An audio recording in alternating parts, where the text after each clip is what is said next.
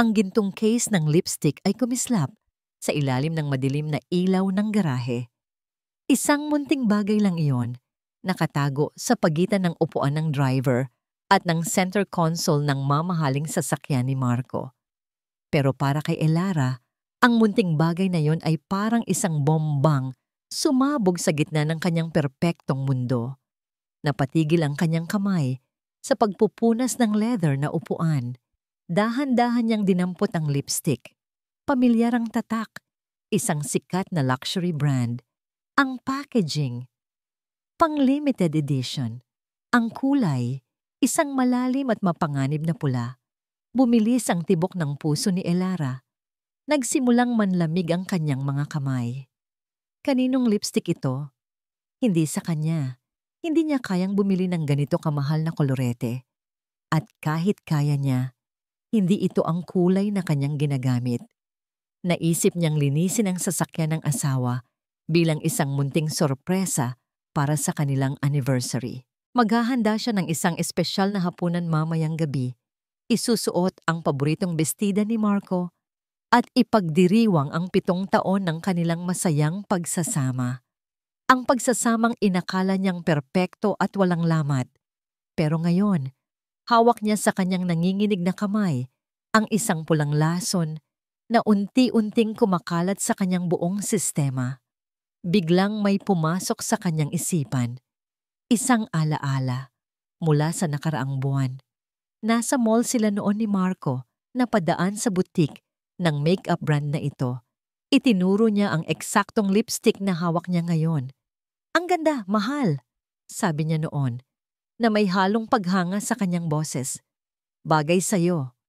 Ngumiti si Marco, ang ngiting laging nagpapatunaw sa kanyang puso. Hinawakan nito ang kanyang kamay. Next time, mahal. Limited edition lang yan.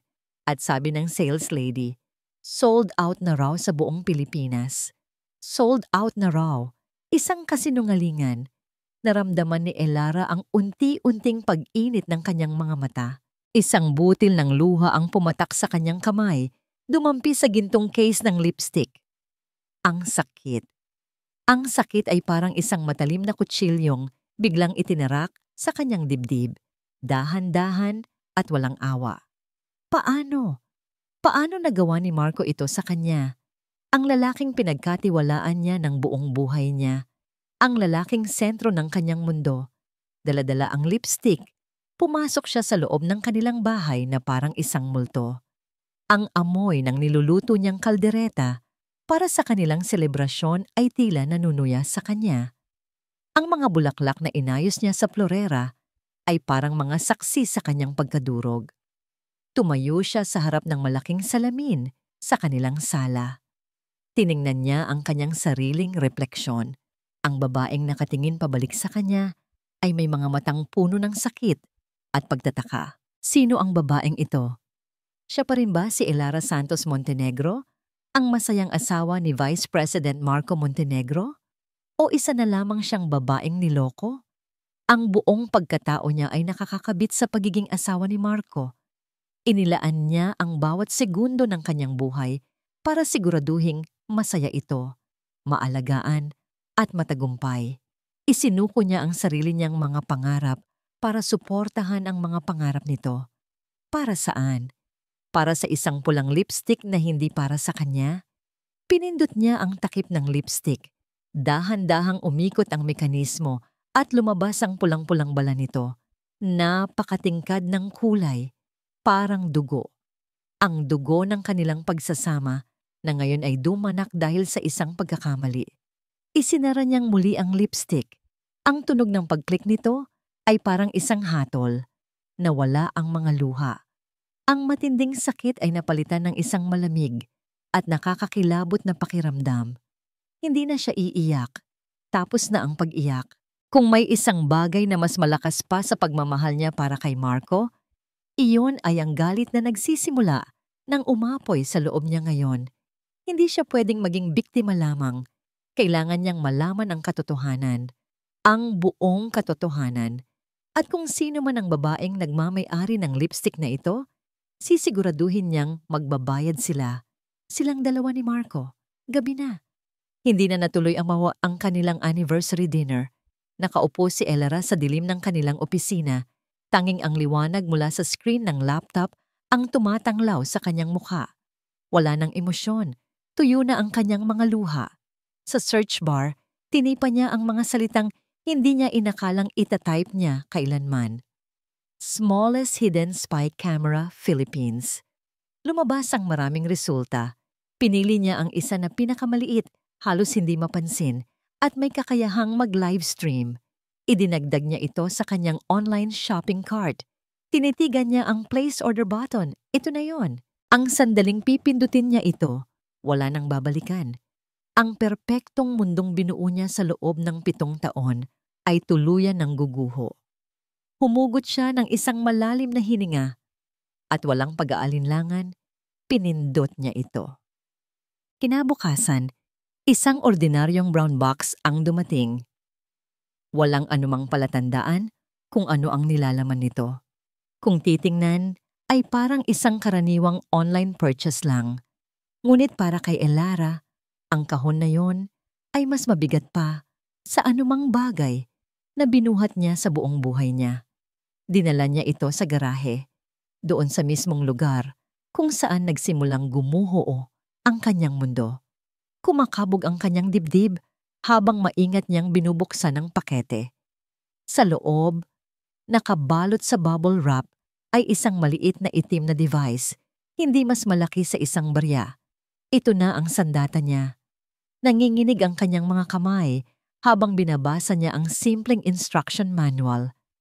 Pinagpapawisan siya ng malamig sa kabila ng init sa loob ng garahe. May isang bahagi sa kanyang utak na sumisigaw na nagsasabing itigil na niya ang kahibangang ito. Na dapat ay kausapin na lang niya si Marco, sumigaw, umiyak, at humingi ng paliwanag. Pero mas malakas ang tinig na nagsasabing huli na ang lahat para doon. Ang tiwala, kapag nabasag, ay hindi na maibabalik pa sa dati. Huminga siya ng malalim at sinimulan ang pag-install. Mababaw ang kanyang paghinga habang pinipili niya ang perpektong pwesto. Sa likod ng rearview mirror, nakatago sa tint ng windshield kung saan hindi ito mapapansin ni numan.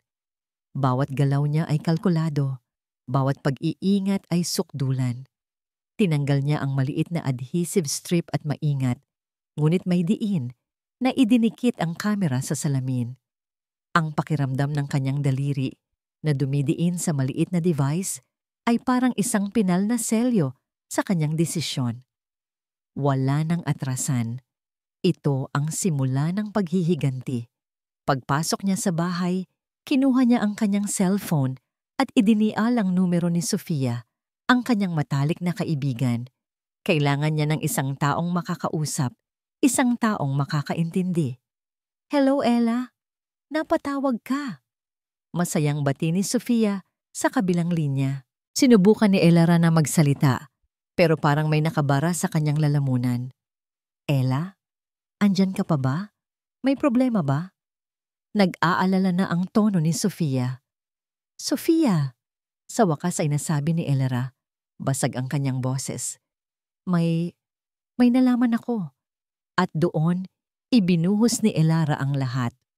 Ang tungkol sa lipstick, ang kasinungalingan ni Marco, ang sakit na parang unti-unting pumapatay sa kanya.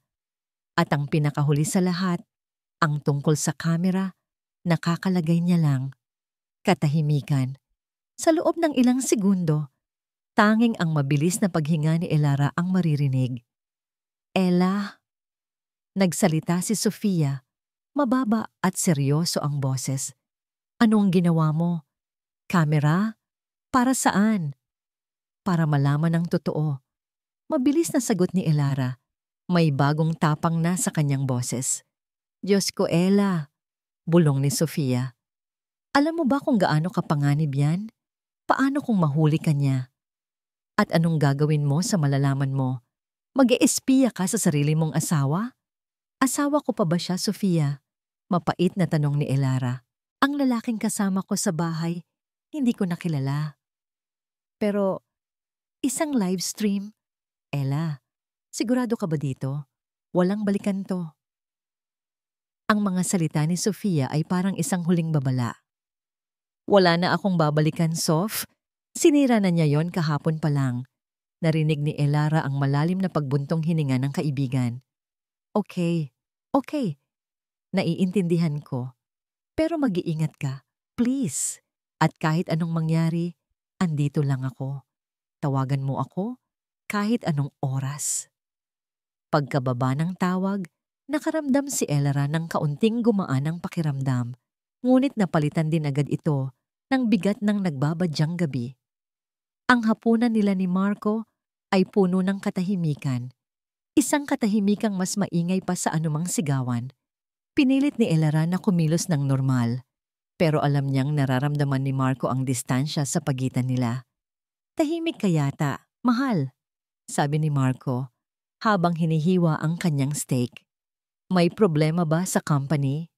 Tumingin si Elara sa kanya, sa gwapong mukha na minahal niya ng buong puso.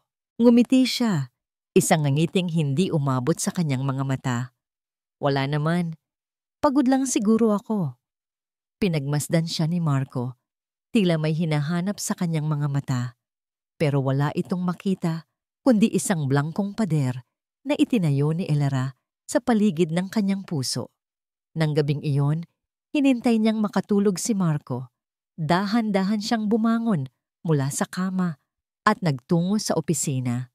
Binuksan niya ang kanyang cellphone at kinonekta ito sa kamera. Sa isang iglap, lumitaw sa screen ang imahe mula sa loob ng sasakyan. Isang malawak at bahagyang distorted na view ng mga upuan sa harap. Madilim, tanging ang mahinang ilaw mula sa poste sa labas ang nagbibigay liwanag. Nakaramdam siya ng isang kakaibang halo ng takot at kapangyarihan. Hawak niya sa kanyang mga kamay ang isang bintana, papasok sa lihim na buhay ng kanyang asawa. Kinabukasan, pumasok si Marco sa trabaho gaya ng dati. Nagpaalam ito sa kanya ng isang halik sa pisngi. Isang halik na ngayon ay parang lason na dumadampi sa kanyang balat. Maghapon siyang nakatutok sa kanyang cellphone, bawat minuto, bawat segundo. Ang bawat pag-vibrate nito ay nagpapatindig ng kanyang mga balahibo. Ngunit walang nangyari. Mula sa opisina, dumiretso lang ito sa isang business meeting. Pagkatapos, umuwi rin kaagad.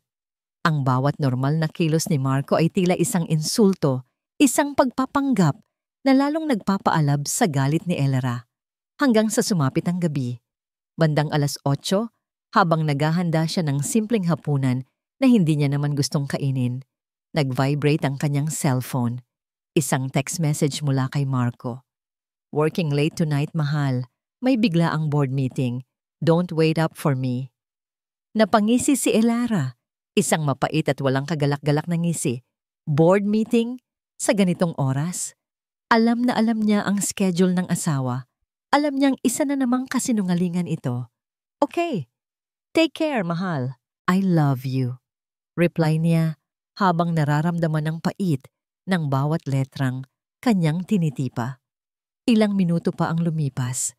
At pagkatapos, dumating ang notifikasyong hinihintay niya. Hindi text message, isang alert mula sa camera app. Motion detected. Mabilis pa sa 4:00 niyang binuksan ang app. Ang kanyang puso ay dumadagundong sa kanyang dibdib. Bumungad sa kanya ang live feed mula sa sasakyan. Nakita niya si Marco sa driver's seat. Inaayos ang kanyang buhok gamit ang rearview mirror. May ngiti sa labiin nito. Isang nangiting hindi niya nakita sa buong linggong nagdaan. Binuksan ni Elara ang GPS tracking feature na kasama ng app. Isang maliit na asul na tuldok ang gumalaw sa mapa sa kanyang screen. Pinanood niya itong umalis mula sa parking ng opisina nito sa Makati. Lumiko ito sa EDSA pagkatapos ay pumasok sa daan patungong Bonifacio Global City. Hindi ito papunta sa bahay. Hindi ito papunta sa kahit saang branch ng kanilang kumpanya. Ang asul na tuldok ay dahan-dahang gumapang sa mapa patungo sa isang pamilyar na lugar. Isang lugar kung saan sila mismo nagdiwang ng kanilang 5th anibersaryo. Huminto ang tuldok. Nag-zoom in si Elara. Nanginginig ang mga daliri. Malinaw na lumitaw ang pangalan sa mapa, The Grand Astoria Hotel. Iyon na, ang ebidensyang matagal na niyang kinatatakutan at inaasahan. Nawala ang kaba sa kanyang dibdib. Nawala ang panginginig ng kanyang mga kamay.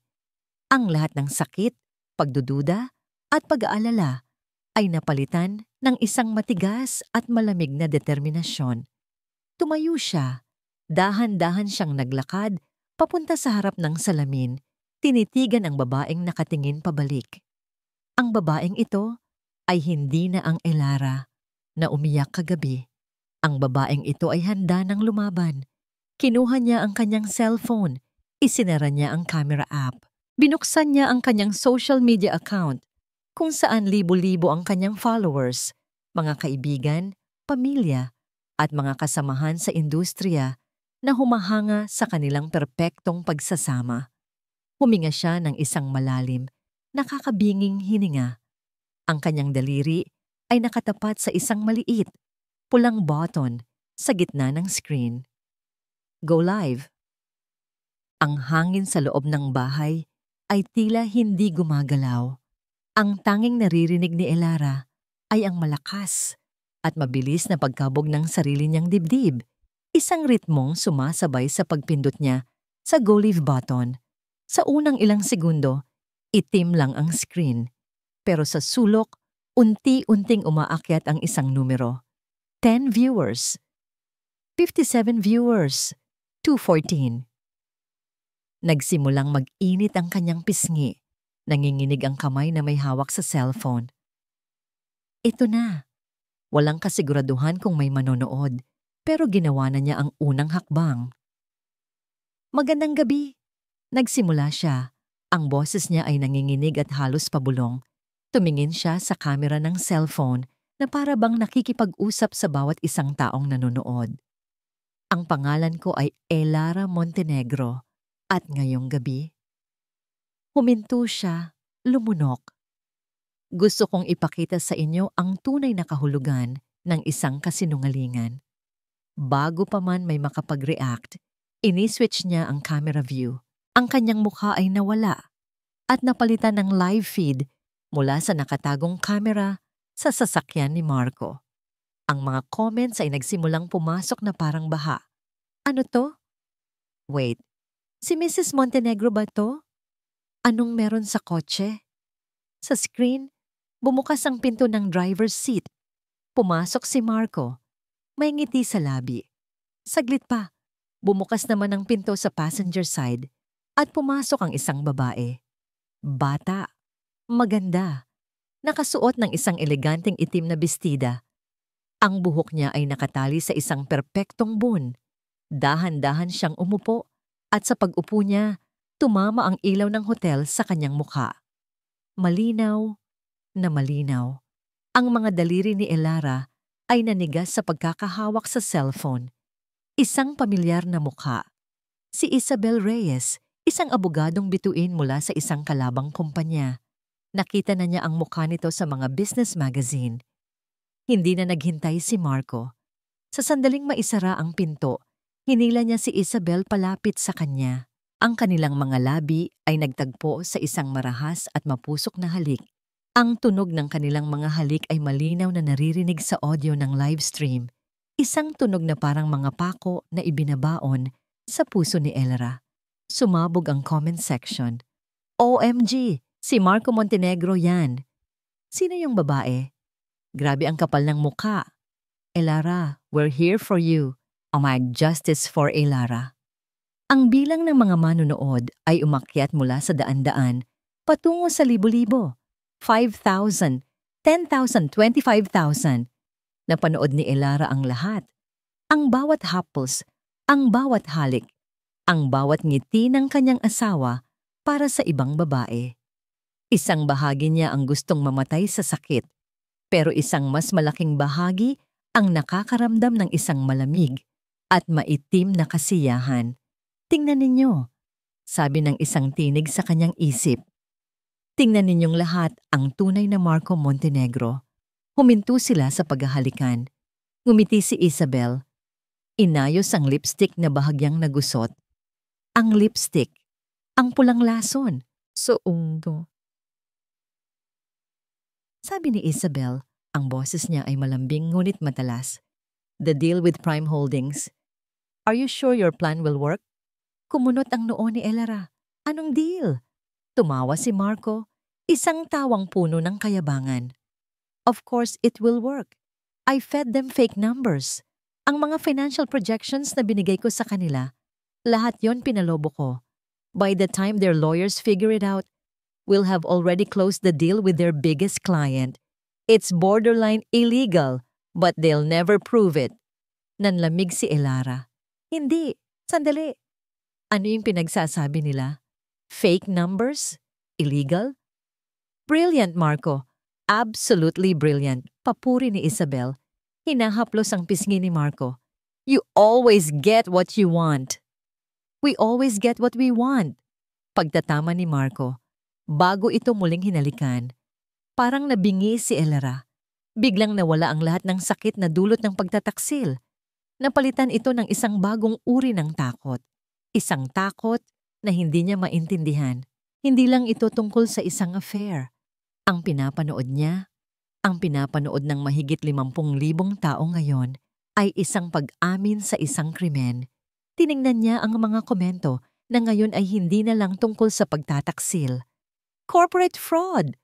Prime Holdings, naririnig niyo ba to? Screen record this. Ipasa sa SE. Patay ka ngayon, Marco Montenegro. Nagsimulang manginig ang buong katawan ni Elara. Hindi ito ang plano. Ang plano niya ay simple lang. Ipakita sa mundo kung paano siya niloko. Ngunit ngayon, nakapagpakawala siya ng isang halimaw na hindi niya kayang kontrolin. Ang kanyang paghihiganti ay naging isang pambansang iskandalo sa negosyo. Hindi na niya kaya. Sa isang iglap ng purong gulat at takot, nanginginig niyang pinindot ang end broadcast button. Natahimik ang lahat. Tinitigan niya ang kanyang cellphone. Ang screen ay nagpapakita ng kanyang social media page. Ang mga notification ay dumadating ng sunod-sunod, mas mabilis pa sa kaya niyang basahin. Isang malakas na sigaw ang kumawala mula sa kanyang lalamunan. Isang sigaw ng galit, ng sakit, at ng matinding takot. Sa huling hibla ng kanyang lakas, ibinato niya ang cellphone sa pader. Ang tunog ng nabasag na salamin ay umalingaw-ngaw sa tahimik na bahay. Ang screen ay nagkalamat, ngunit sa ilalim ng mga bitak, patuloy itong umilaw. Isang sirang beacon ng kaguluhang siya mismo ang nagsimula. Napaluhod si Elara sa sahig, humahagulgol, hindi dahil sa nasirang pagsasama, kundi dahil sa realisasyon na kasisira niya lang hindi lang sa buhay ni Marco, kundi pati na rin sa sarili niya. Nagising si Marco sa sinag ng araw na tumatama sa kanyang mukha mula sa malaking bintana ng hotel room. Gumalaw siya at naramdaman ang isang malambot na katawan sa kanyang tabi. Ngumiti siya. Naalala niya ang nagdaang gabi, ang init, ang tawanan, ang tagumpay. Si Isabel, perpekto ang lahat. Kinapa niya ang kanyang cellphone sa bedside table. Oras na para umuwi sa isa pa niyang buhay. Ang buhay niya kasama si Elara. Pagbukas niya ng screen, bumaha ang notifications. 99 plus messages, 57 missed calls, daan-daang social media tags. Kumunot ang kanyang noo. Anong nangyayari? Binuksan niya ang unang mensahe mula sa kanyang pinsan. Bro, ano yung video? Tumatawag si tita. Galit na galit. Video? Anong video? Nag-scroll siya pababa. Nakita niya ang kanyang pangalan sa isang trending news headline. VP Marco Montenegro, nahuli sa akto ng pagtataksil sa isang live video. Parang binuhusan ng nagyayelong tubig ang buong katawan ni Marco. Mabilis niyang pinindot ang link. Bumungad sa kanya ang isang screen-recorded na video. Ang video. Ang video mula sa loob ng kanyang sariling sasakyan. Napanood niya ang lahat sa isang mabilis at nakakagimbal na replay. Ang pagpasok ni Isabel, ang kanilang mga halik, at ang kanilang usapan. I fed them fake numbers. Borderline illegal, but they'll never prove it. Nanlamig ang kanyang mga kamay. Nabitawan niya ang cellphone na para siyang napaso. Hindi, hindi ito pwedeng mangyari. Sakto namang nag-ring ulit ito. Sa screen, lumabas ang pangalan, CEO Velasco. Ang pangulo ng kanilang kumpanya, nanginginig niyang sinagot ang tawag. Sir, good morning. Don't you good morning me, Montenegro. Isang malamig at galit na boses ang sumagot mula sa kabilang linya. Have you seen the news? Have you seen what you've done? Sir, I can explain. Explain what? That you committed adultery using a company car? Or that you admitted to corporate fraud in front of 50,000 people? The board is calling for an emergency meeting. Don't even think about coming to the office. You are suspended, effective immediately. We'll send the official notice to your house. Click. Napatulala si Marco sa kawalan. Suspended. Ang salitang yon ay umalingaw-ngaw sa kanyang isipan. Ang posisyong pinaghirapan niya ng maraming taon na wala sa isang iglap. Nagmadali siyang nagbihis. Hindi na ginising si Isabel. Kailangan niyang umuwi. Kailangan niyang harapin si Elera. Ang biyahe pa uwi ay isang impyerno. Ang mga mukha ng mga taong nasa katabing sasakyan ay tila nakatitig sa kanya, nang huhusga. Pagliko niya sa kanto ng kanilang village, bumungad sa kanya ang isang grupo ng mga tao, mga reporter. May mga van ng TV stations, mga kamera na nakatutok lahat sa gate ng kanilang bahay. Mabilis niyang ipinasok ang sasakyan sa garahe at dali-daling pumasok sa loob. Naabutan niya si Elara sa sala. Nakaupo sa sofa. Kalmado at tahimik na nagkakape. Ang itsura nito ay parang isang reyna na nagmamasid sa pagguho ng kanyang kaharian. Ang katahimikan niya ay mas nakakabingi kaysa sa anumang sigaw. Elara, sabi ni Marco, hirap huminga. Anong ginawa mo? Dahan-dahang ibinaba ni Elara ang tasa ng kape.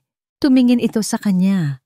At sa unang pagkakataon, nakita ni Marco ang mga mata ng isang estranghero. Malamig. Walang emosyon. Ako? Ano ang ginawa ko? Mahinahon niyang tanong.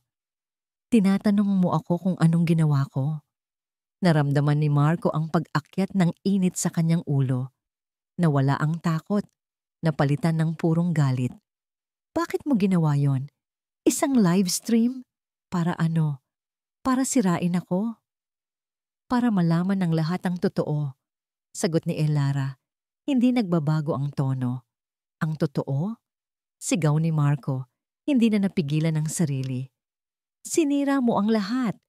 Hindi lang ako, kundi pati ikaw.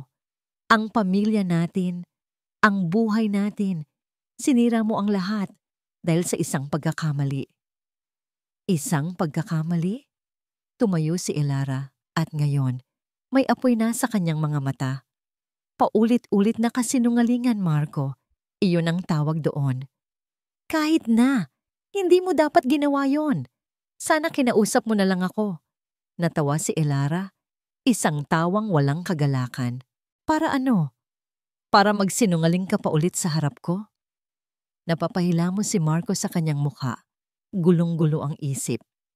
Hindi mo naiintindihan, Elara. Hindi lang ito tungkol sa atin. Yung sinabi ko sa kotse, tungkol sa Prime Holdings. Doon lang nagsimulang lumubog ang lahat.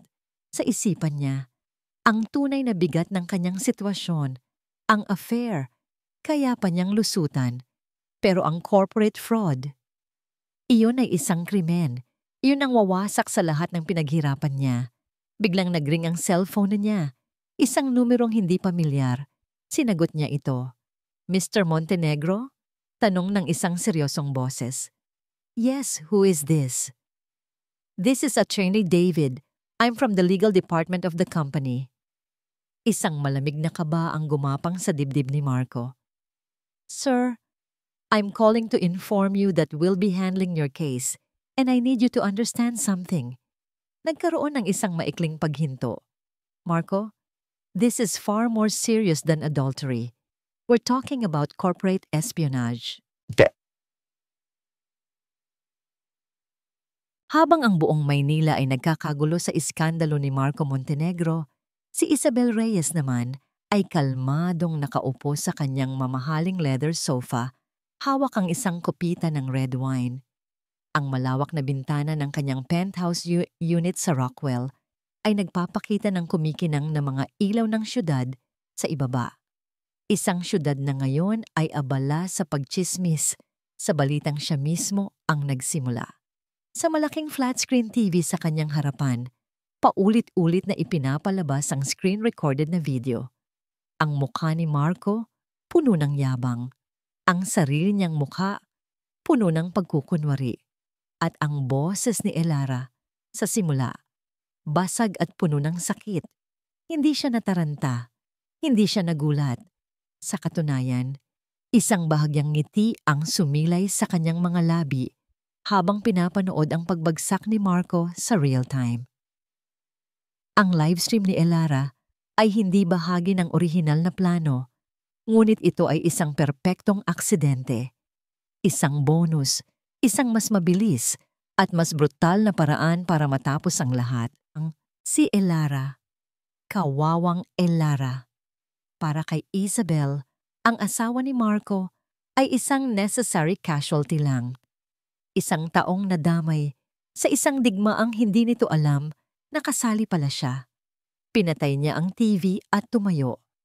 Naglakad siya papunta sa kanyang kwarto at binuksan ang isang maliit na baul na gawa sa kahoy.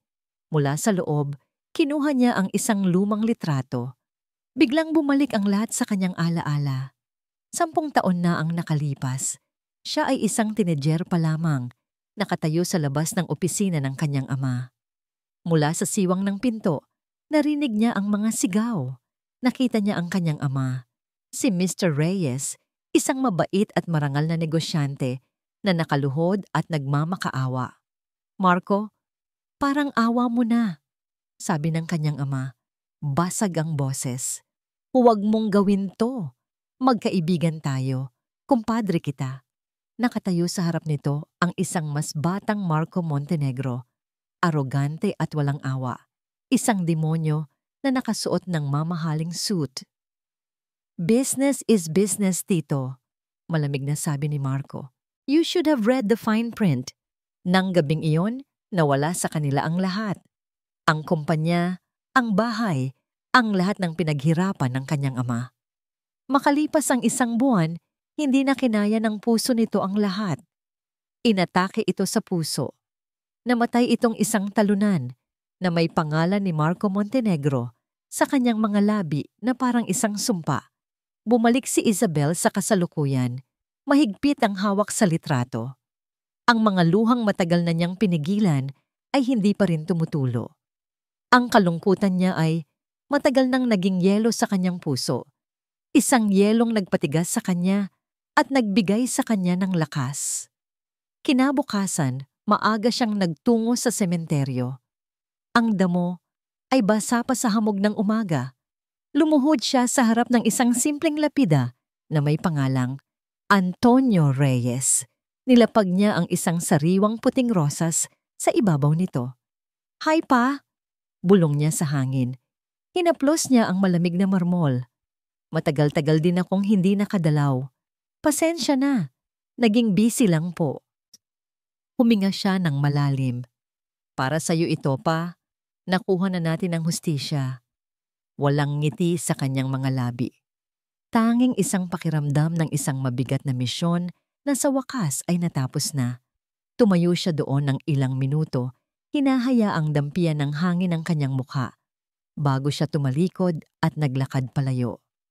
Habang nasa sasakyan, nagring ang kanyang cellphone, isang tawag mula sa CEO ng sarili niyang kumpanya, ang pinakamalaking karibal ng kumpanya ni Marco. Isabel, masayang bati ng kanyang boss. I'm watching the news. Brilliant work. Absolutely brilliant. You did what our entire legal team couldn't do for years. You exposed Montenegro. I just did my job, sir. Kalmadong sagot ni Isabel. The board is very pleased. A promotion is waiting for you. We'll handle everything from here. Thank you, sir. Pagkababa niya ng tawag, itinabi niya ang sasakyan sa gilid ng daan. Natahimik siya. Tapos na. Nanalo na siya. Ang lalaking sumira sa kanyang ama ay sira na rin ngayon. Ang katarungang matagal niyang hinanap ay nakuha na niya. Pero bakit? Bakit parang may kulang pa rin? Kinuha niyang muli ang litrato mula sa kanyang bag. Isang litrato ng kanyang pamilya noong buo pa sila. Ang kanyang ama, nakangiti. Ang kanyang ina, masaya. At siya isang batang babae na walang kamuwang-muwang sa kalupitan ng mundo. Isang butil ng luha ang pumatak mula sa kanyang mata at dumampi sa masayang mukha ng kanyang ama sa litrato. Isa lang. Isang luha para sa 10 taon ng pinigilang pighati. Isang luha para sa batang si Isabel na namatay kasama ng kanyang ama. Nanalo siya. Oo, nasira niya si Marco Montenegro. Ngunit hindi nito ibinalik ang kanyang ama. Hindi nito binura ang sakit ng nakaraan. Sa kanyang pagganti, pinarusahan niya ang isang halimaw sa pamamagitan ng pagiging isang halimaw din. Ginamit niya ang sakit ng ibang babae, si Elara, para sa sarili niyang kapakanan. Tumingin siya sa labas ng bintana sa mga ilaw ng syudad. Dati, ang mga ilaw na ito ay simbolo ng kapangyarihan at tagumpay na gusto niyang maabot. Ngayon, ang mga ito ay parang mga malamig at malalayong bituin na saksi sa kanyang kalungkutan at pag-iisa. Mahigpit niyang isinara ang kanyang mga mata. Tapos na ang laban. At sa wakas, pagkatapos ng 10 taon, naramdaman niya ang tunay na bigat ng kanyang pagkapanalo. Ang bigat ng kawalan. Mabilis niyang pinunasan ang kanyang pisngi. Tinataboy ang anumang natitirang emosyon. Itinago niyang muli ang litrato sa pinakailalim ng kanyang bag na para bang itinatago rin niya ang batang si Isabel pabalik sa madilim na sulok ng kanyang puso. At muling isinuot ang maskara ni Isabel Reyes, ang abogadong, walang kinatatakutan at walang puso. Ang pakiramdam ng tagumpay ay panandalian lang. Ang matamis na lasa ng paghihiganti na tinikman ni Elara noong gabing iyon ay mabilis na napalitan ng pait. Sa loob ng 2 araw, hindi siya lumabas ng kwarto. Ang kanyang bahay, na dati isang paraiso, ay naging isang marangyang kulungan. Ang mga tawag sa telepono at text messages ay walang tigil, ngunit wala siyang sinasagot kahit isa. Sa 3 araw, tumawag ang kanyang ina. Alam niyang hindi na niya ito matatakasan. Anak, ano itong nababalitaan ko? Bungad agad ng kanyang ina. Ang boses ay pinaghalong pag-aalala at paninisi. Nakita ko ang video. Ang buong angkan natin. Nakita ito. Anong pumasok sa isip mo at ginawa mo yon? Sa buong mundo pa talaga? Naramdaman ni Elara ang pamilyar na kirot sa kanyang dibdib. Nay, niloko niya ako. Alam ko. At galit na galit ako para sa'yo, anak. Pero hindi ba pwedeng idaan sa maayos na usapan? Sa pagitan nyo na lang sanang dalawa? Ngayon, buong Pilipinas pinag-uusapan ka. Kayo, tayo. Umiyak si Elara, hindi dahil sa sinabi ng ina, kundi dahil sa katotohanan sa likod nito. Ang kanyang sakit ay naging isang pampublikong sirko. Ang kanyang paghihiganti ay nagdulot ng kahihiyan, hindi lang sa sarili niya, kundi pati sa mga taong mahal niya. Pagkatapos ng tawag, tinawagan niya si Sofia, na agad namang dumating.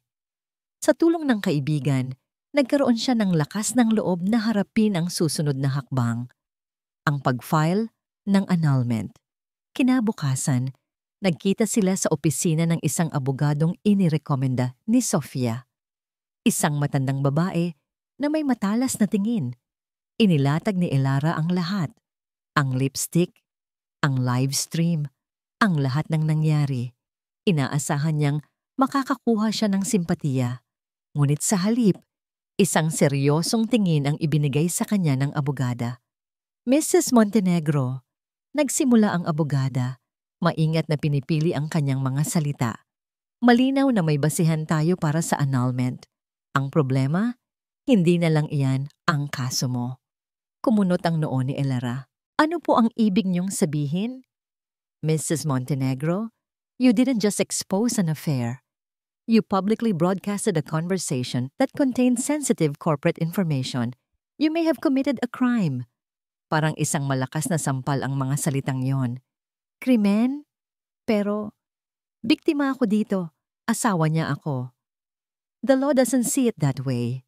Ang pag-record ng pribadong usapan nang walang pahintulot ay labag sa batas. Ang pag-publish nito ay isa pang kaso. Dahil sa ginawa mo, hindi lang si Mr. Montenegro ang napahamak, kundi pati na rin ang dalawang malalaking korporasyon. At sa mata nila, ikaw ang may kasalanan. Nawala ang lahat ng hangin sa baga ni Elara. Ang pakiramdam ng pagiging biktima ay biglang nawala. Sa isang iglap, siya na ngayon ang kontrabida. Siya na ang may kasalanan. Umuwi siyang tuliro. Ang pakiramdam ng hahe ay tuluyan ng naglaho, napalitan ng isang malalim at nakakalamon na takot. Binuksan niya ang kanyang laptop at, sa unang pagkakataon, binasa ang mga komento sa social media. Libo-libo ito. Ang ilan ay nakikisimpatya, ngunit mas marami ang nanghuhusga. Baliw na asawa, sinira ang sariling pamilya. Okay lang magalit, pero grabe naman to. Desperada. Serves her right. Pareho lang sila ni Marco na mga user. Attention seeker. Ginawa pang ala teleserye ang buhay. Ang bawat salita ay parang isang karayom na tumutusok sa kanyang balat. Tinawag siyang Ke Fa Huay Din Kuong, isang babaeng walang isip na sinira ang lahat dahil sa selos. Hindi nila nakita ang sakit. Hindi nila naramdaman ang kanyang pagkadurog. Ang nakita lang nila ay ang galit. Isinara niya ang laptop at napahagulhol. Tama si Marco. Sinira niya ang lahat. Hindi lang ang buhay nito, kundi pati na rin ang sa kanya. Dumating si Sofia para samahan siya, dala ang paborito niyang pagkain.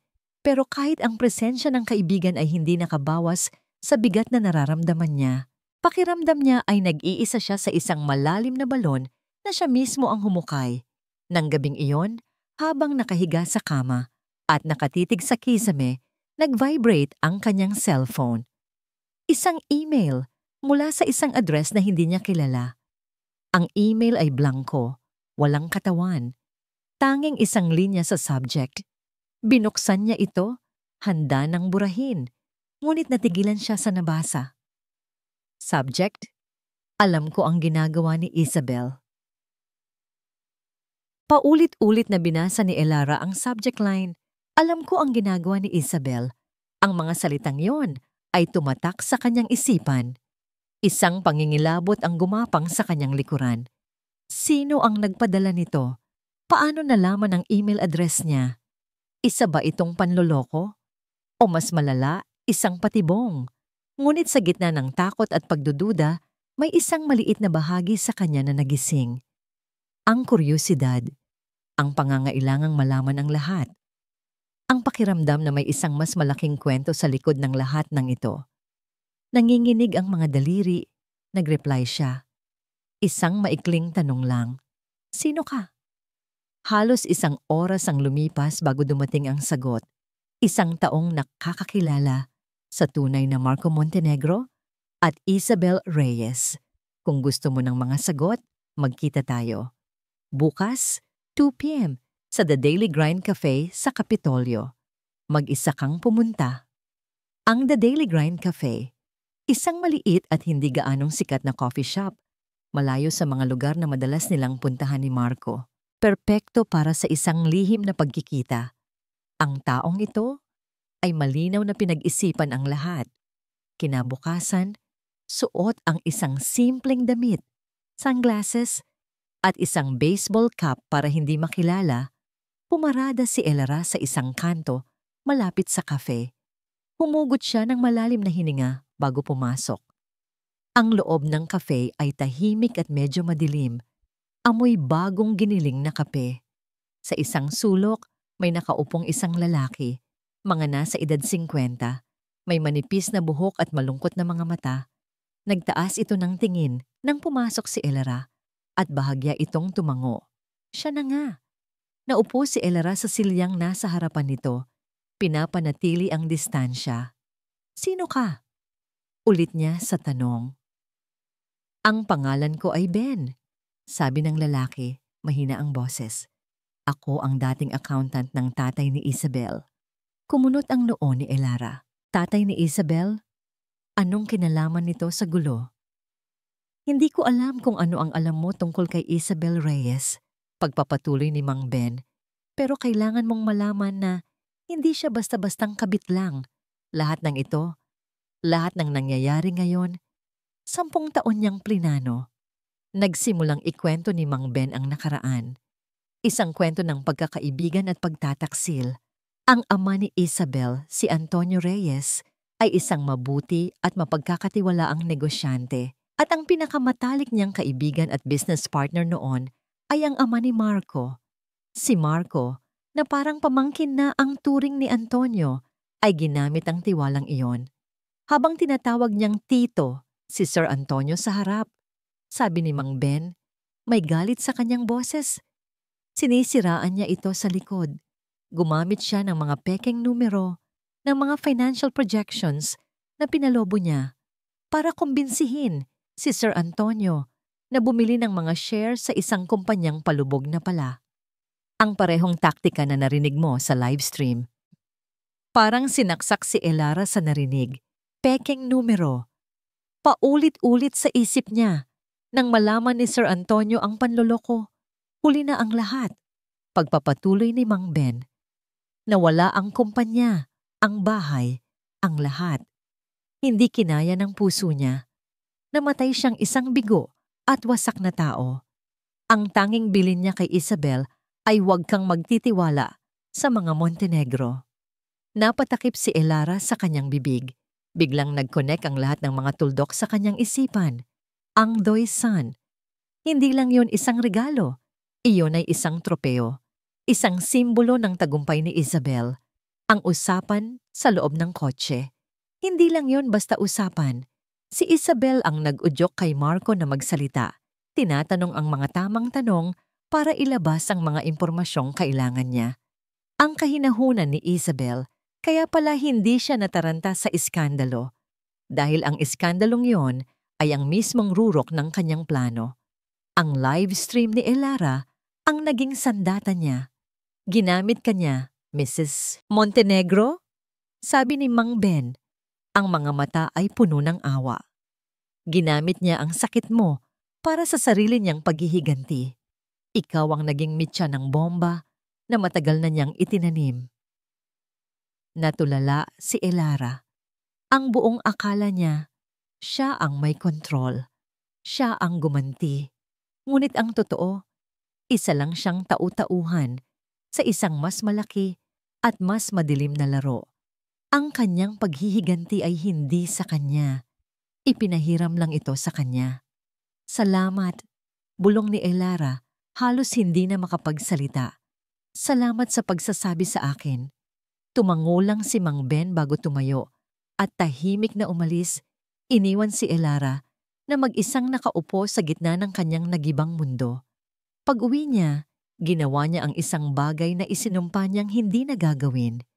Pinanood niyang muli ang live stream, ngunit ngayon, iba na ang tinitingnan niya. Hindi na si Marco. Pinanood niya ang bawat galaw ni Isabel, ang paraan ng pagngiti nito, ang bawat tanong na binitawan, ang malamig at kalkuladong kislap sa mga mata nito, habang si Marco ay walang kamalay-malay na hinuhukay ang sarili niyang libingan. Isang bagong uri ng galit ang pumalit sa sakit at takot sa puso ni Elara. Hindi na ito ang galit ng isang asawang niloko. Ito ay ang galit ng isang taong minanipula at ginamit. Tumayo siya. Isang bagong determinasyon ang nabuo sa kanyang kalooban. Hindi na siya iiyak. Hindi na siya magtatago. Tapos na ang pagiging biktima. Kailangan kong makausap si Isabel. Hindi na hinintay ni Elara ang bukas. Sa parehong gabi, nahanap niya ang contact information ni Isabel Reyes online. Madali lang. Ang pangalan nito ay nasa lahat ng dako ngayon. Nagpakawala siya ng isang nanginginig na hininga bago i-type ang mensahe. Kailangan nating mag-usap. Alam ko na ang lahat. Ang sagot ay dumating sa loob lang ng 1 minuto na para bang inaasahan na nito ang kanyang mensahe. Saan at kailan? Walang paligoy-ligoy, walang emosyon, malamig. Kinabukasan, naroon si Elara sa isang mamahaling restaurant sa BGC, isang lugar na pinili ni Isabel, isang lugar na pampubliko, kung saan imposibleng magkaroon ng eskandalo. Ang hangin ay puno ng amoy, ng masasarap na pagkain at mahinang tugtugin ng piano, ngunit para kay Elara, ang hangin ay mabigat at halos hindi niya malanghap. Dumating si Isabel on time, suot ang isang eleganteng corporate attire, mukhang kalmado at composed na parang isa lang itong ordinaryong business meeting. Umupo ito sa kanyang harapan, inilapag ang kanyang designer bag sa tabi, at tumingin ng diretso sa mga mata ni Elara. "So," sabi ni Isabel na parang siya pa ang may karapatang magsimula ng usapan, "ano ang lahat na alam mo?" "Ang tatay mo," diretsong sabi ni Elara.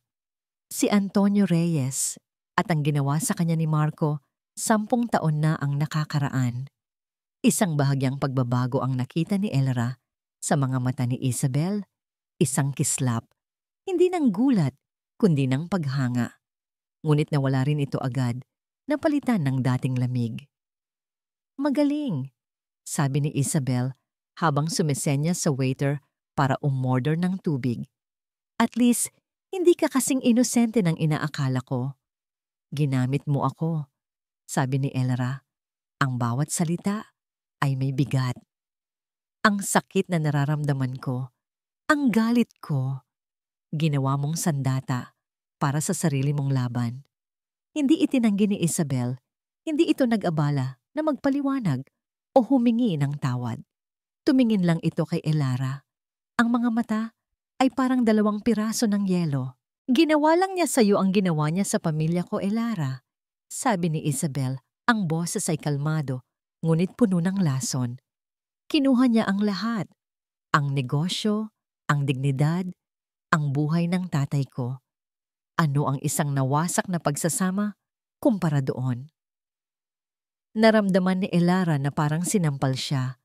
Ang sakit na halos ikamatay niya ay minamaliit lang sa kanyang harapan. "Pero bakit ako? Bakit kailangan mo pa akong idamay?"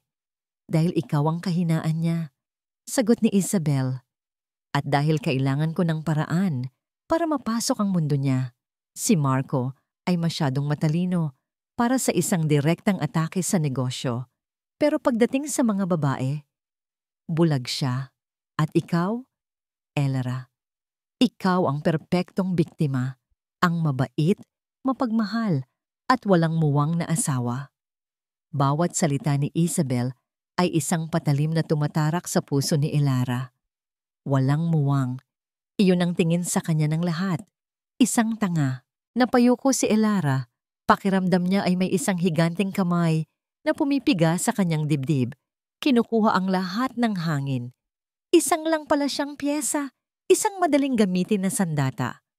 Ang kanyang matinding paghihiganti ay isa lamang palang palabas na idinirek ng ibang tao. Nawala ang lahat ng galit niya. Nawala ang determinasyon. Ang natira na lang ay isang malawak at nakakalamon na pakiramdam ng pagkatalo. Talo siya. Talo siya kay Marco. At mas lalo siyang talo kay Isabel. "Tapos na ba tayo?" tanong ni Isabel, tumitingin sa kanyang mamahaling relo. Hindi sumagot si Elara. Hindi na niya kaya. Tumayo si Isabel. Inayos ang kanyang damit. Bago ito tumalikod, may kinuha ito mula sa kanyang wallet, isang credit card.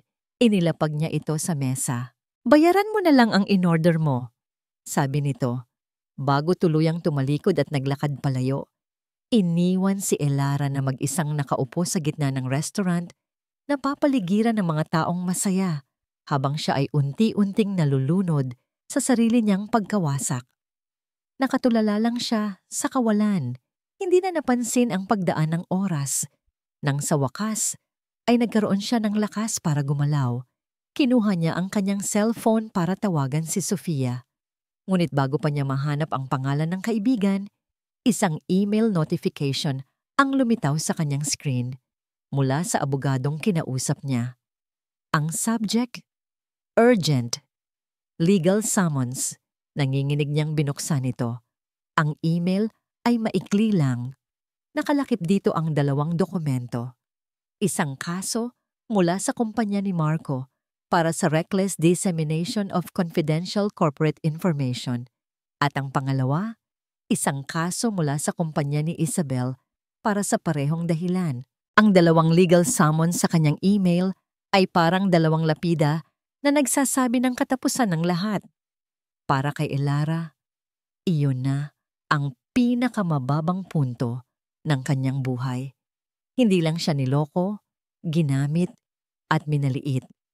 Ngayon, siya pa ang kinakasuhan. Siya pa ang gagawing kriminal. Ilang oras siyang nakaupo sa dilim, yakap-yakap ang kanyang mga tuhod, nakatulala sa itim na screen ng kanyang cellphone. Ang bigat sa kanyang dibdib ay halos hindi na niya makayanan. Para siyang nalulunod sa isang dagat ng kawalan ng pag-asa at wala ng lakas para sumagwan pa paakyat. Nang biglang tumunog ang doorbell, hindi niya ito pinansin. Ngunit patuloy ito sa pagtunog, paulit-ulit, mapilit. Sa wakas, narinig niya ang boses ni Sofia mula sa labas. Elara Santos Montenegro, bubuksan mo tong pinto o sisirain ko to. Dahan-dahan siyang tumayo. Ang mga buto ay parang tumitimbang ng 1,000 kilo. Binuksan niya ang pinto. Bumungad sa kanya si Sofia, ang mukha ay puno ng pag-aalala na mabilis na palitan ng galit nang makita ang itsura niya. Pumasok ito sa loob. Hindi inalintana ang gulo at hinarap siya. "Ano to, Ella?" sabi ni Sofia. Itinuturo ang madilim at magulong bahay. "Magpapakalunod ka na lang ba dito sa dilim? Hahayaan mo na lang ba silang manalo?" "Tapos na, Sof," bulong ni Elara. Walang buhay ang boses. "Talo na ako. Kinakasuhan na nila ako. Silang 2. So, ano ngayon?" Matapang na tanong ni Sofia. "Iiyak ka na lang? Magtatago? Hahayaan mong sila ang magsulat ng katapusan ng kwento mo? Yung babaeng naging kabit at yung lalaking nanloko sa'yo, hahayaan mong sila ang magsabing kriminal ka? Ganyan ka ba kababa?" Ang mga salita ni Sofia ay matatalim, ngunit iyon ang kailangan ni Elara. Isang malakas na sampal para magising siya sa katotohanan. "Hindi ko alam ang gagawin ko," sabi ni Elara. Ang mga luha ay nagsimula na namang mamuo sa kanyang mga mata. Hinawakan ni Sofia ang kanyang mga balikat, mahigpit. "Alam mo, alam na alam mo. Lalaban ka. Hindi para sa kanya. Hindi para ipamukha kay Isabel. Lalaban ka para sa sarili mo. Dahil hindi ka isang kontrabida, Ella. Biktima ka na ginawa nilang kontrabida." May isang bagay na nagbago sa loob ni Elara sa sandaling iyon. Isang maliit na ningas ang muling sumiklab sa gitna ng abo ng kanyang pagkasira. Kinabukasan, hindi na ang luma niyang abogada ang tinawagan niya. Sa tulong ni Sofia, nakahanap sila ng iba. Si Attorney Ledesma, isang babaeng kilala sa pagiging matapang at walang inaatrasan. Sa opisina ni Attorney Ledesma, muling ikinuwento ni Elara ang lahat, kasama na ang tungkol sa pagmamanipula ni Isabel. Nakikinig lang ang abogada, ang muka ay seryoso, paminsan-minsan ay tumatango. "Mahirap ang kaso mo, Mrs. Montenegro," sabi ni Attorney Ledesma pagkatapos. "Pero hindi imposible." Nakita ng abogada ang pag-asa sa mga mata ni Elara. "Hindi natin itatanggi ang ginawa mo. Aaminin natin. Pero ipapakita natin sa korte ang konteksto na ang ginawa mo ay bunga ng matinding sakit at galit, isang irresistible impulse ng isang asawang niloko. At higit sa lahat, ipapakita natin na ikaw ay isa ring biktima ng mas malaking plano ni Miss Reyes." Sa unang pagkakataon sa loob ng maraming araw, nakaramdam si Elara ng pag-asa. May isang taong naniwala sa kanya. Anong kailangan nating gawin? Tanong ni Elara. May bago ng determinasyon sa kanyang boses. Kailangan natin ng ebidensya. Anumang bagay na magpapatunay na si Marco ay may history ng panloloko sa negosyo. Anumang bagay na magpapatunay na ikaw ay walang kamalay-malay sa mga ilegal na transaksyon niya. Pag-uwi ni Elara, hindi na ang madilim na kwarto ang tinungo niya. Dumiretso siya sa home office ni Marco. Sa isang sulok, nandoon ang mga kahon ng mga lumang dokumento ng asawa, mga papel na minsan ay tinulungan pa niyang ayusin. Isa-isa niyang binuksan ang mga ito. Sa simula, puro mga numero at legal terms lang ang nakikita niya. Ngunit habang tumatagal, nagsimula siyang makakita ng mga pattern, mga pangalan, mga petsa, mga kumpanyang pamilyar sa kanya dahil sa mga kwento ni Marco, mga kumpanyang biglang nalugi matapos makipag-deal sa kanila. Habang abala siya sa paghahanap, gumawa siya ng isa pang matapang na hakbang sa tulong ng kanyang abogada. Naglabas siya ng isang opisyal na pahayag sa publiko. Hindi ito isang paghingi ng tawad. Ito ay isang paliwanag. Ang ginawa ko ay bunga ng matinding sakit, sabi niya sa pahayag. Ngunit ngayon ko lang nalaman na ang sakit na yon ay ginamit din ng iba para sa kanilang sariling interes. Hindi ko hinihiling ang inyong awa, ngunit hinihiling ko ang inyong pangunawa. Ako ay isang babaeng nagmahal, nasaktan, at nagkamali. At ngayon, handa akong harapin ang lahat ng ito. Ang pahayag ay mabilis na kumalat. Binabago ang takbo ng opinyon ng publiko. Kinagabihan, pagod ngunit may bagong lakas. Nakatanggap siya ng tawag mula kay Attorney Ledesma. Elara, sabi ng abogada sa kabilang linya, may nakita ako sa mga dokumentong pinadala mo. Isang butas, isang malaking butas sa kwento ni Marco. May pag-asa sa boses ng abogada. May paraan para manalo tayo, para mapawalang sala ka at mailagay ang lahat ng sisi sa kanila. Napatayo si Elara. Bumilis ang tibok ng kanyang puso. Ano yon, attorney? Anong gagawin natin? Natahimik sandali ang abogada bago sumagot. Pero kailangan mong harapin si Marco sa huling pagkakataon.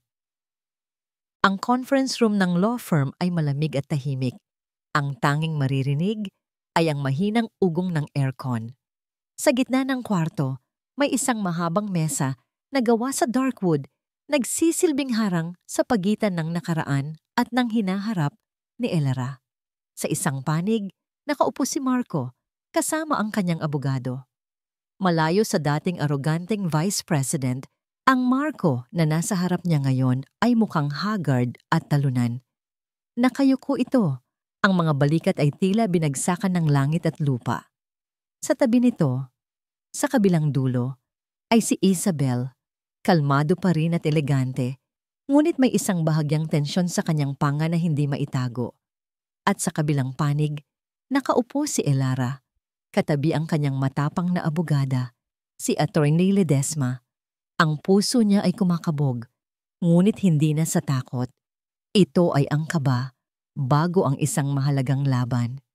Let's begin, sabi ng abogado ng kumpanya ni Marco na siyang namamagitan sa usapan. Mrs. Montenegro, alam niyo po na ang ginawa ninyo ay nagdulot ng malaking pinsala, hindi lang sa reputasyon ni Mr. Montenegro, kundi sa buong kumpanya. We are talking about millions in potential losses. Tumayo si Elara, ang kanyang mga kamay ay magkahawak sa ibabaw ng mesa para pigilan ang panginginig. Lahat ng mata ay nasa kanya.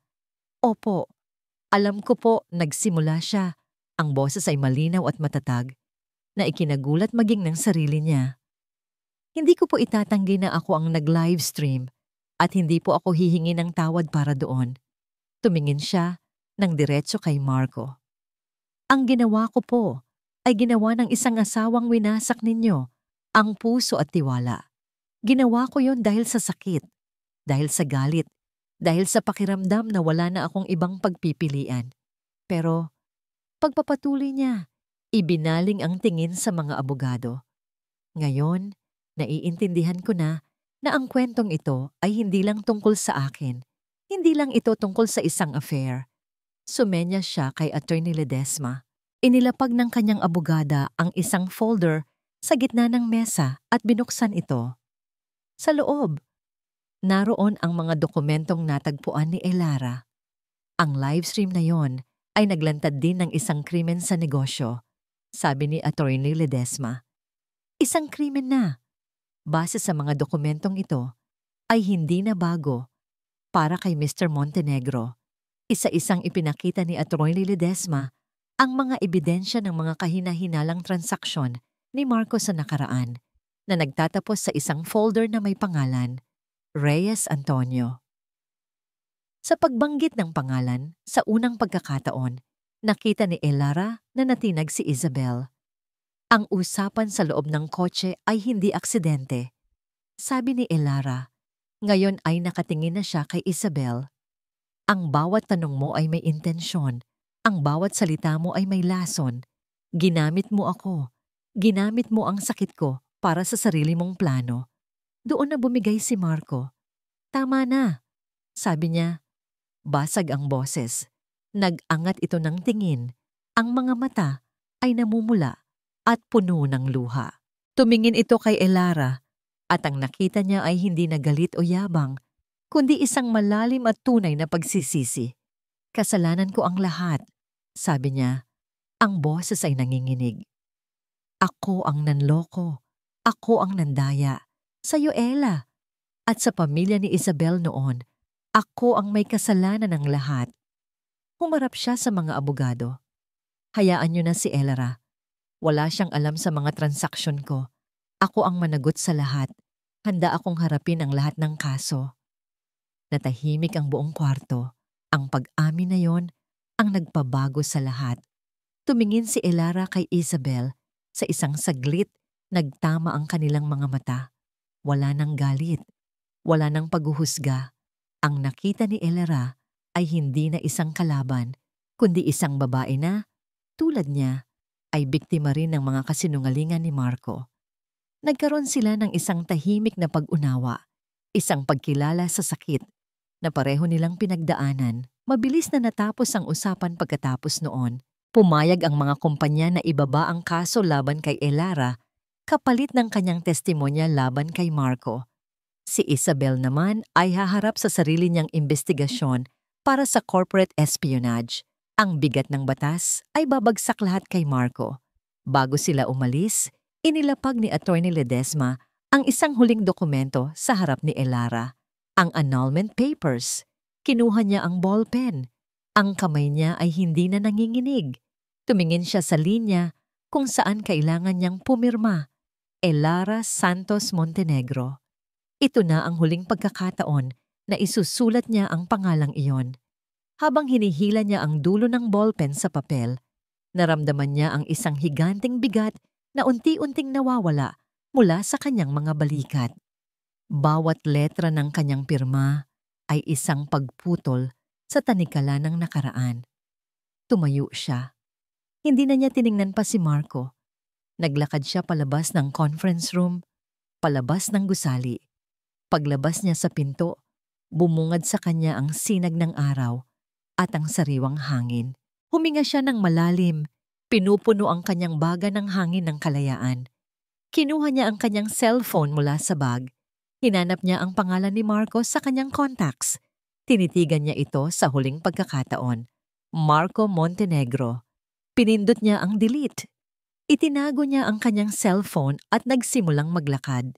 Hindi niya alam kung saan siya pupunta. Wala siyang plano. Ngunit sa unang pagkakataon, sa loob ng napakatagal na panahon, nakangiti siya. Dahil sa wakas, malaya na siya. 6 na buwan ang lumipas. Ang amoy ng mamahaling pabango at ang bigat ng katahimikan sa isang malaking bahay ay napalitan ng halimuyak ng mga bulaklak at bagong timplang kape. Ang dating mansyon sa BGC ay naibenta na. Ngayon, ang mundo ni Elara ay isang maliit at maaliwalas na flower shop sa isang tahimik na kalye sa Quezon City na may maliit na apartment sa itaas nito. Tinawag niya itong Bagong Umaga. Tuwing umaga, Ginigising siya ng sikat ng araw na tumatagos sa kanyang bintana, hindi ng bigat ng isang kasinungalingan sa kanyang tabi. Ang kanyang mga araw ay puno ng pag-aayos ng mga bulaklak, pag-aasikaso ng mga customer, at pakikipagkwentuhan sa mga kapitbahay. Ang mga kamay niya, na dati sanay lang sa pag-aalaga kay Marco, ngayon ay abala sa pag-aalaga ng mga bagay na lumalago at namumukadkad. Si Marco, ayon sa mga balita, ay nahatulan. Nahaharap siya sa maraming kaso ng corporate fraud at posibleng makulong ng maraming taon. Nawala sa kanya ang lahat, ang posisyon, ang yaman, ang respeto. Si Isabelle naman, pagkatapos ng isang maikling imbestigasyon, ay bigla na lang nawala sa mata ng publiko. May mga nagsasabing umalis ito ng bansa. May nagsasabi ring nagtatago ito dahil sa kahihiyan. Ngunit para kay Elara, hindi na mahalaga kung nasaan sila o ano ang ginagawa nila. Ang kanilang mga kwento ay hindi na bahagi ng kanyang aklat. Isang hapon, habang nag-aayos siya ng isang bouquet ng mga puting rosas, isang sulat ang dumating para sa kanya. Ang sobre ay simple lang, ngunit ang sulat kamay sa labas ay pamilyar. Masyadong pamilyar. Mula ito sa kulungan. Mula kay Marco. Napatigil siya. Hinawakan niya ang sobre, ang papel ay bahagyang magaspang sa kanyang mga daliri. Isang bahagi niya ang gustong malaman kung ano ang nilalaman nito. Isang paghingi ng tawad, isang paliwanag, isang huling pakiusap, ngunit habang tinititigan niya ang pangalan niya na isinulat ng kamay ni Marco, napagtanto niya ang isang bagay. Kahit ano pa ang sabihin nito, hindi na nito mababago ang nakaraan. Kahit ano pa ang pagsisisi nito, hindi na nito maibabalik ang tiwalang sinira. Ang mga salita sa loob ng sulat na yon ay para sa kapatawaran ni Marco, hindi para sa kapayapaan niya. At ang kapayapaan, natagpuan na niya sa sarili niya. Dahan-dahan siyang naglakad papunta sa basurahan sa likod ng counter. Walang galit, walang pait. Inilagay niya doon ang hindi nabuksang sulat, kasama ng mga nalantang dahon at mga pinagputulan ng sanga. Sakto namang tumunog ang maliit na kampana sa pinto. Pumasok si Sofia, may dalang 2 baso ng milk tea at isang malawak na ngiti. Mukhang busy ang paborito kong businesswoman na, bati nito.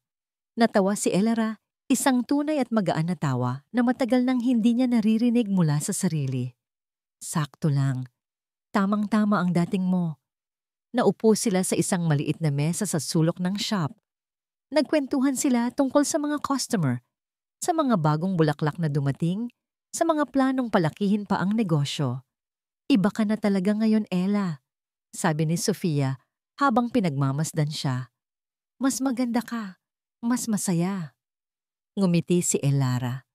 Dahil sa wakas, kilala ko na ulit ang sarili ko. Nang makaalis si Sofia, nilinis na ni Elara ang shop para magsara. Habang isinasabit niya ang closed sign sa pinto, natigilan siya at napatingin sa sarili niyang refleksyon sa salamin. Ang babaeng nakatingin pabalik ay hindi na ang babaeng takot at wasak. Ang mga mata nito ay hindi na puno ng luha, kundi ng kapayapaan. May mga maliliit na guhit ng pagod sa gilid ng mga mata nito, ngunit ang mga ito ay mga marka ng pagtatrabaho at pagbangon, hindi ng pighati. Tumalikod siya mula sa pinto at pinagmasdan ang kanyang maliit na kaharian. Ang mga bulaklak, ang mga halaman, ang lahat ng bagay na binuo niya mula sa abo ng kanyang nakaraan. Sumandal siya sa counter, huminga ng malalim at ngumiti sa kawalan. Isang nangiting hindi dahil sa paghihiganti, kundi dahil sa pagtanggap. Hindi na siya si Mrs. Montenegro, siya si Elara Santos, at sapat na yon. At dito nagtatapos ang kwento ng pagbangon at bagong simula ni Elara. Mula sa kaibuturan ng aking puso, maraming salamat sa inyong pagsama sa amin sa bawat kabanata ng kwentong ito.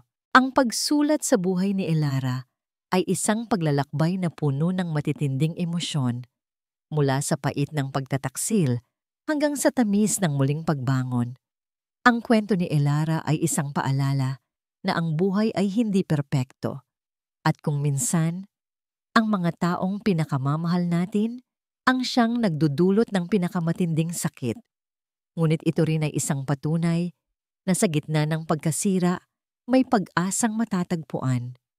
Ang tunay na lakas ay hindi nasusukat sa kung paano tayo gumanti, kundi sa kung paano tayo muling bumabangon.